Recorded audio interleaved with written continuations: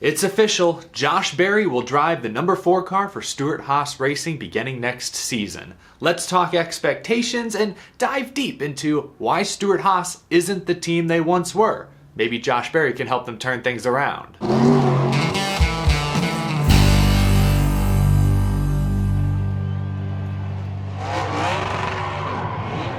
How's it going, y'all? My name is Eric. Welcome to Out of the Groove. I hope you're doing well. At long last, Stewart-Haas Racing has finally confirmed the next driver of the number 4 car. If you're not already, make sure you're subscribed right here on YouTube so you can stay in the loop on all the latest NASCAR news and conversations. Real quick, before we dive into the Stewart-Haas Racing press conference in great detail, Legacy Motor Club confirmed earlier today that Noah Gragson will return this weekend at Nashville Superspeedway, confirming suspicions I had earlier this week, but I am thrilled to hear this news. Head injuries are no joke. They can linger for weeks, months, years at a time. Gragson, of course, sat out Sonoma due to concussion-like symptoms he suffered in a crash at Gateway, a hard driver's side door impact heading into turn 1 after he lost brakes. Young rookie driver with potentially a long career ahead of him, still trying to get comfortable in the NASCAR Cup Series, still trying to get all the reps he can. This season is all about getting experience so that when Legacy Motor Club switches to Toyota next year,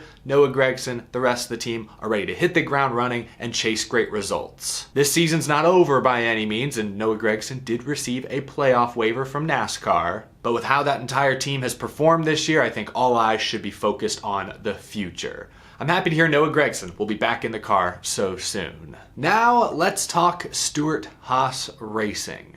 Kevin Harvick is about to wrap up, put a bow on a Hall of Fame worthy NASCAR driving career, which means SHR is under a ton of pressure to find someone capable of filling those big shoes. At a press conference earlier this afternoon, finally, SHR confirmed that Josh Berry will in fact take over the number 4 car beginning next season. We literally put all of our eggs in one basket, and we put them on this kid to my left here with Josh Berry. He's somebody that we all feel like is the right fit to step into the 4 car in the future, and everybody at the shop's extremely excited. We're excited. To fill Kevin's shoes is a hard task. And we all are very confident off of Josh's merit and his maturity. Everything that he's done and all the positions he's put himself in shows that he's a smart race car driver, and that's exactly what we're looking for this 4 car.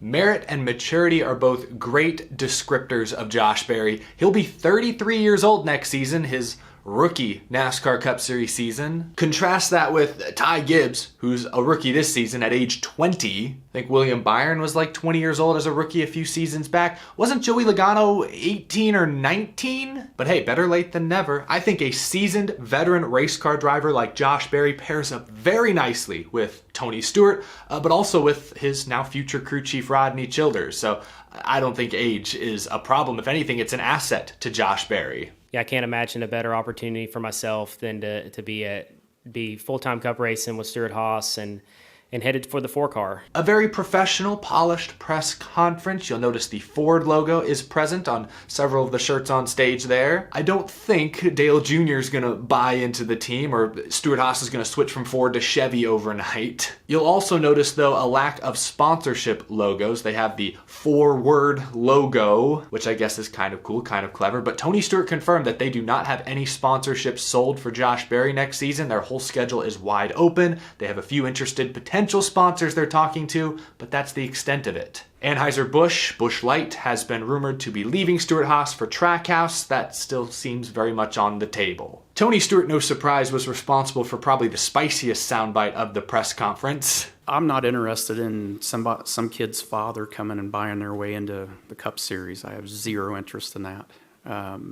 We want guys that earn their way, that work hard, that understand the values that it takes to be a top-tier driver, not one that just got his high school diploma and now all of a sudden he's a Cup driver. I've got zero interest in that. I can't help it. My first thought was Riley Herbst needs to win some races if he wants to go cup racing. It's not going to be that easy. One thing we learned at this press conference is that Rodney Childers actually got the final say. After much discussion and deliberation internally, they kind of picked out Josh Berry. They went to Rodney Childers to say, hey, this is your guy. How do you feel? And Rodney Childers, who's long been a fan of Josh Berry, signed off on it. I think everybody knows I'm a Josh Berry fan, and that's really what I think some of this came down to. Is I told the shop guys at Stewart-Haas this morning, I wish Dale could go back through his phone and count how many times that I text him saying that if that guy could ever get the right opportunity, he's going to show something. Apparently, Josh Berry has been in talks with Stewart-Haas Racing for almost 6 months, like since before this season actually began, which I thought was very interesting considering Berry still went on to fill in for Chase Elliott and Alex Bowman at Hendrick Motorsports. But Josh Berry also credited Dale Earnhardt Jr. for helping guide him through this most recent offseason. I saw Josh Berry was the guest on Dale Earnhardt Jr.'s Dale Jr. Download podcast today. I listened to the first 10 or 15 minutes, but from what I've gathered so far, at least, Dale Earnhardt Jr. is extremely proud of Josh Berry, which I'm not surprised to hear. Again, Dale Jr. is really the guy who discovered Josh Berry 15 years ago. So I'm sure Dale Jr. feels extremely fulfilled seeing his protege get this great opportunity. But I'm going to go and listen to that full Dale Jr. Download episode later today. I only got through the beginning before I recorded this. I saw Kelly Earnhardt tweeted this, sad but happy? That's possible, right? It's so fun watching you fulfill the dream of what you worked so hard for. Go get him, Josh Berry, but first, more Xfinity wins and let's contend for a championship. We'll talk about who Junior Motorsports picks to replace Josh Berry at a later date, but I want to focus today on Josh Berry and on Stewart-Haas. I know we've talked about them both quite a bit in recent months, but hopefully today wraps up the saga, at least until they hit the track together next year. I think Josh Berry is making a great decision. I know there have been some skeptics out there. Why would you go to Stewart-Haas? They're a team on the decline. But the way I see it, nearly every young race car driver in America dreams of competing in the NASCAR Cup Series one day. Assuming Josh Berry fits into that and wanted to go cup racing, he couldn't pass up this opportunity. A chance to work with Rodney Childers at a team like Stewart-Haas Racing with great resources? This is a dream scenario. Let's just be honest. Junior Motorsports has balked at the chance to go cup racing every step of the way. Hendrick is full, Penske is full, Trackhouse 2311 RCR would need to add a charter. This is the best Cup Series opportunity Josh Berry was probably ever gonna get. So I think he's making the right call. I think Stewart-Haas Racing is making a very good decision as well. Berry is not going to come in and fix this team overnight, but he's a solid pickup. And like I said, I think he's going to gel really nicely with Rodney Childers and with Tony Stewart. It's very hard to predict how much success Berry and SHR will have long term because, say they continue to kind of descend and eventually become a B or C tier team. It's going to be hard to win races, but I can at least predict next year. Right now, that 4 car is top 5 in points. Doesn't have a win, but he's been very competitive. Josh Berry is not Kevin Harvick, at least not yet. I predict Josh Berry next year runs 12th to 16th most weeks. I think his average finish will be around 15th. And I think Berry will be right around the playoff bubble. He might sneak in on points. He might steal a win somewhere. I think his rookie season will look a lot like what Brad Keselowski has done this year with RFK. He has an average finish in the 15s. He's holding on to a playoff spot. Or maybe a guy like Daniel Suarez, who's just below the playoff cut line, but he's had a few really good runs, glimpses of top 5 speed. Maybe Berry will be a little more consistent than Suarez, but that's kind of the range I'm predicting. Rodney Childers is a great asset. Him sticking around is a huge, huge deal. I think he will be instrumental in Josh Berry's Cup Series development. I do want to tackle that bigger subject though. It's hard to predict where Stewart-Haas Racing will be 5 or 10 years from now, but maybe we can look at some recent moves, we can look at some of their rivals' recent histories, and maybe that could help us get a better understanding of why SHR is struggling the way they currently are, and what are the chances they figure it out and once again become a legit super team in the next few seasons. Stewart-Haas Racing was dominant not all that long ago. Remember 2018? All 4 of their drivers were in the round of 8. In 2020, the pandemic year, Harvick won 9 races. That was just 3 years ago. Now in 2023, the team is winless and they have 3 of their drivers outside the top 25 in points.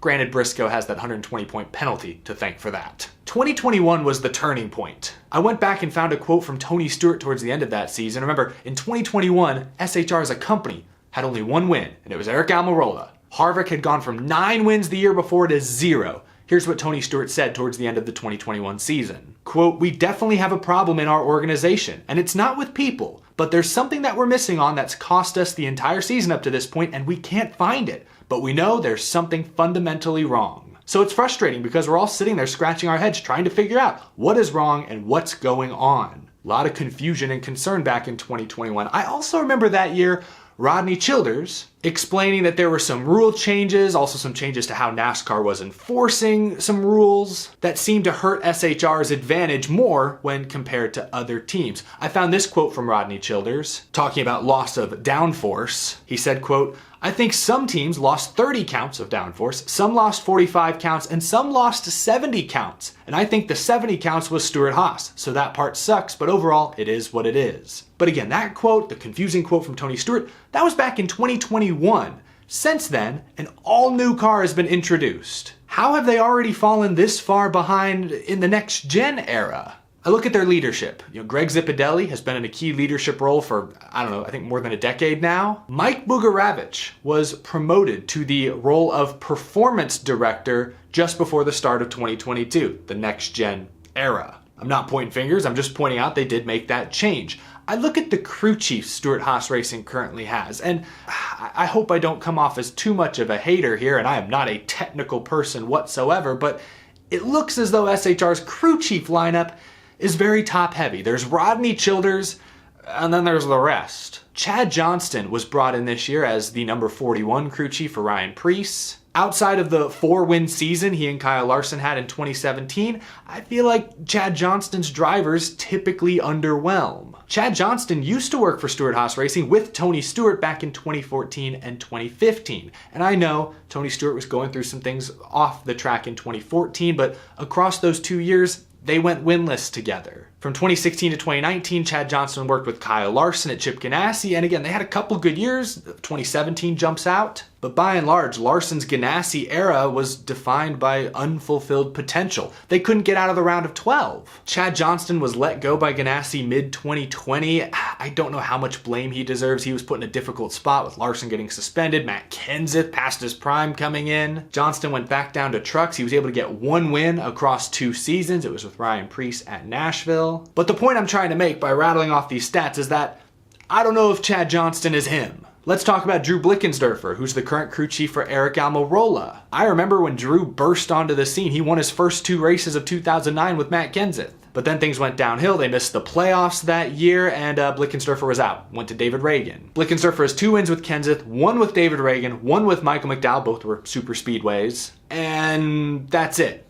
To be fair, he spent most of his career, since Roush at least, with Richard Petty Motorsports, Front Row Motorsports, not the most funded teams, not with the best resources, but still, I don't know. Is Drew Blickensderfer the guy? We now know that Johnny Klossmeyer may not have been the guy because he got replaced earlier this week. Klossmeyer was Chase Briscoe's crew chief. Earlier this week, Stewart-Haas announced a personnel change. They're promoting Richard Boswell from Xfinity to the 14 team in Cup. We talk all about the drivers at Stewart-Haas, and yes, they've lost veterans like Clint Boyer, Kurt Busch. Yeah, that does hurt, but we don't talk much about the crew chiefs. They are more in the background. It's harder to gauge their true performance. But I look at Chad Johnston's history, I look at Drew Blickensderfer's history, I look at the move they just made to replace Johnny Klossmeyer, and maybe that's part of the problem. Leadership is a concern. And lastly, this may just be an optics thing. I'm not convinced Tony Stewart and Gene Haas have that much to do with the day-to-day operations at Stewart-Haas Racing, but Tony Stewart has a ton of other projects pulling at his attention. In 2021, he co-founded an all-new racing series, the SRX. At the end of that year, he announced his other race team, Tony Stewart Racing, would go NHRA drag racing. Tony Stewart competes in drag racing events now. Not to mention, he took on a more involved role with Fox Sports, being in the TV booth this year. It may just be an optics thing, but Tony Stewart appears distracted. I don't know that much about Gene Haas, but I know that he has other major businesses beyond racing. Racing is not his main money-making business. But if we even focus on racing, Stewart-Haas isn't his only race team. He's got a Formula One team he owns. Again, I don't know if this matters that much. It may just be optics. But the 2 guys whose names are on the building, Stewart and Haas, both have multiple other ventures that could be pulling their attention away from the NASCAR team. That's just a theory I have. So the real question, I guess, is will this Stewart-Haas Racing rebuild, I think we can call it a rebuild, will it be successful? Hendrick Motorsports set the gold standard of perfect NASCAR rebuilds from 2017 to like 2020. They lost Jeff Gordon, Casey Kane, Dale Jr. like all at once pretty much. In 2018, they had Jimmy Johnson, 42 years old, alongside Chase Elliott, Alex Bowman, and William Byron, whose average age collectively was 22 years old. They got really young and struggled a little at first. I mean, Chase Elliott was able to still win 3 races in 2018. Byron missed the playoffs, but then in 2019, 2020, it was Jimmy Johnson lagging behind. They only had 4 wins as a team in 2019, which for Hendrick is almost unheard of, but by 2020, they were back. Chase Elliott won the championship. They bring Kyle Larson in 2021. He wins the championship. Rebuild success. That's an example of a perfect NASCAR rebuild. On the flip side of that, there's Roush. Roush won back-to-back championships in 2003, 2004. They had all 5 of their cars in the 10-race playoffs in 2005. In 2011, Carl Edwards tied for the championship, lost the tiebreaker to Tony Stewart. But then by 2015, their lineup was Greg Biffle, Ricky Stenhouse, and Trevor Bayne. And all 3 drivers missed the playoffs completely. 8 years later, and Roush is still not all the way back. They brought in Brad Keselowski, who completely reinvented the culture. And finally, this year, the team looks a little better. Both of their cars will likely make the playoffs as things currently stand. But it's taken a lot of time and a complete reimagining of the team to kind of get there. That's the kind of rebuild I imagine Stewart-Haas Racing is hoping to avoid.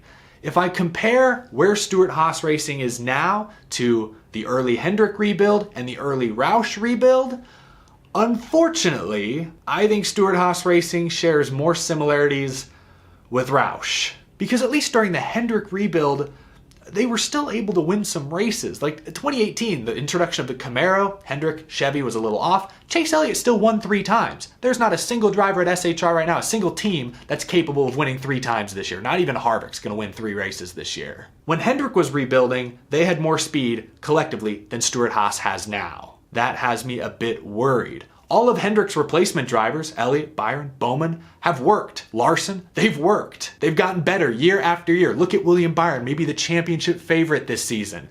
Compare that to Roush's rebuild. Ricky Stenhouse never evolved, never developed the way Roush hoped. Trevor Bayne, unfortunately, was kind of a bust. Look at Stewart-Haas Racing's replacement drivers. Cole Custer didn't show much improvement those 3 years. He's back in Xfinity. Ugh. Chase Briscoe right now is in year 3, and it's looking worse than he did in year 2. We're not seeing the improvement that the Hendrick driver showed every single year. So when I look at that, and I know it's more than just the drivers, I'm afraid SHR's trajectory looks closer to Roush than Hendrick. Let's bring this back to Josh Berry. Can Josh Berry help turn things around? Can Josh Berry move that needle away from Roush and a little closer to Hendrick? Is that possible? Maybe, maybe not. Stewart-Haas's issues go beyond their drivers. Sure, it doesn't help going from championship contenders like Kurt Busch and Kevin Harvick to newer, more unproven drivers like Ryan Preece and Chase Briscoe. It's going to take time for them to develop and get experience, but I think behind the scenes there are other issues that cars just aren't that good. Drivers are playing a role in that, sure, but it's not just the drivers. I don't know how much of an impact Josh Berry will have initially, but like Tony Stewart said at the beginning, Josh Berry has the merit and maturity to race in Cup, to be competitive, to contend. Time will tell if Stewart-Haas Racing can figure it out behind the scenes, if they can give him better cars to race with. That will determine this team's future. Right now, it's safe to say I'm very concerned, but I think Josh Berry is a solid pickup who could help, albeit marginally, but could help move that rebuild needle away from the Roush disaster closer to what Hendrick was able to successfully pull off. With that all being said, oh my gosh, how long have I been recording? This is one of the longest Out of the Groove episodes in recent memory. Thank you all so much for tuning in, for listening this long. I truly appreciate it. Leave a like if you enjoyed this video. If you didn't enjoy, I'm shocked you made it this far, but thank you so much for tuning in. If you're new to the channel, be sure to hit that subscribe button down below, and thank you to my Patreon supporters for your very generous support. I will see you again very, very soon. Have a wonderful rest of your Wednesday, folks.